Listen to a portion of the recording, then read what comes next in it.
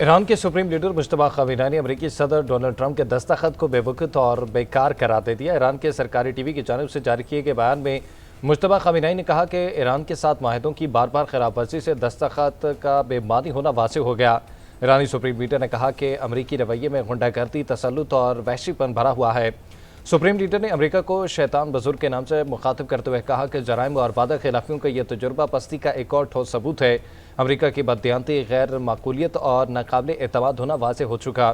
ایرانی عوام حکومتی اداروں پر اعتماد برقرار رکھیں، دشمن کو ایران کی کسی کمزوری کا تاثر نہیں ملنا چاہیے۔ احتیاطی تدابیر پر مکمل عمل کیا تو دشمن کو شکست ہوگی۔ جمعے کے روز اردن میں ایرانی حملوں میں 2 امریکی فوجی ہلاک اور 4 زخمی ہوئے۔ امریکی سینٹرل کمانڈ نے تصدیق کر دی۔ سینٹ کوم کی طرف سے جاری بیان میں کہا گیا کہ 4 زخمی اہلکاروں کو طبی امداد کے بعد ڈسچارج کر دیا گیا۔ ایرانی حملوں کے خلاف دفاعی کارروائی میں ایک امریکی اہلکار لاپتہ بھی ہوا، جس کی تلاش جاری ہے۔ ہلاک فوجیوں کی شناخت اہل خانہ کو اطلاع دینے کے بعد جاری کی جائے گی۔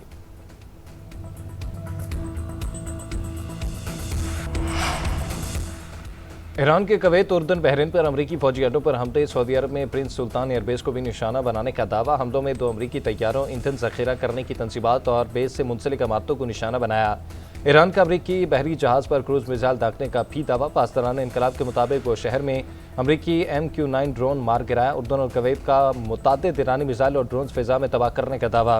کویت میں آئل فیسلٹی سمیت 3 مقامات پر آگ بھڑک اٹھی۔ آگ بجھانے کے دوران کویتی فائر فائٹر زخمی بھی ہوئے۔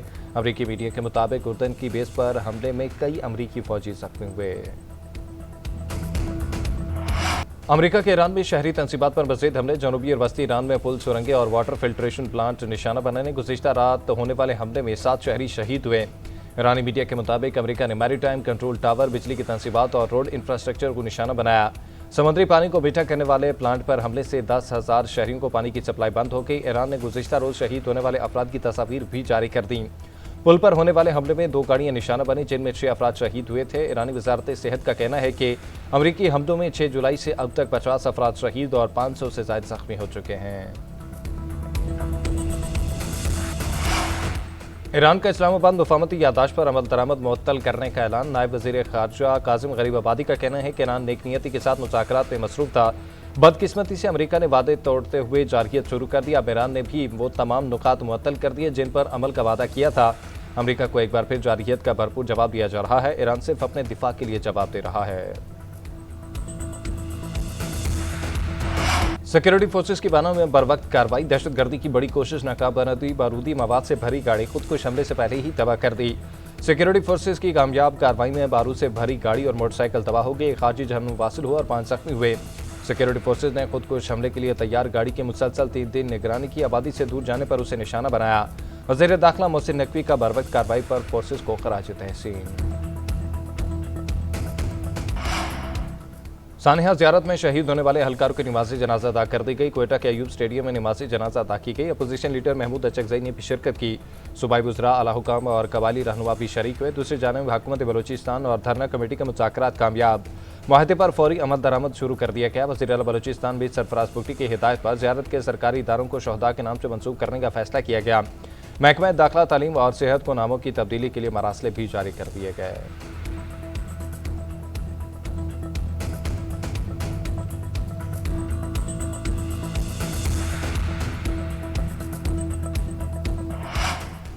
نائب وزیر اعظم اسحاق ڈار سے کویت کے وزیر خارجہ شیخ جرا جابر الحمد الصبا کا ٹیلی فونک رابطہ۔ خطے کی تازہ صورتحال پر تفصیلی تبادلہ خیال۔ دونوں رہنماؤں نے تمام ریاستوں کی خود مختاری اور علاقائی سالمیت کے احترام پر زور دیا۔ علاقائی امن و سلامتی کو اولین ترجیح قرار دیا گیا۔ دونوں وزرائے خارجہ کا اسلام آباد مفاہمتی یادداشت کے تحت جنگ بندی کے وعدوں کی پاسداری پر زور۔ کویت نے علاقائی استحکام کے لیے پاکستان کے تعمیری اور ثالثی کے کردار کو سراہا۔ اسحاق ڈار کی شنگھائی میں ورلڈ آرٹیفیشل انٹیلیجنس کانفرنس کے موقع پر اقوام متحدہ کے سیکرٹری جنرل اینتھونی گوتریس سے ملاقات۔ خطے اور دنیا کی تازہ ترین پیش رفت اور تبادلہ خیال کیا۔ انڈونیشیا کے وزیر برائے اقتصادی امور سے بھی ملاقات ہوئی۔ 2 طرفہ تعلقات کو مزید مضبوط بنانے اور ترجیحی شعبوں میں تعاون کے فروغ پر تبادلہ خیال کیا گیا۔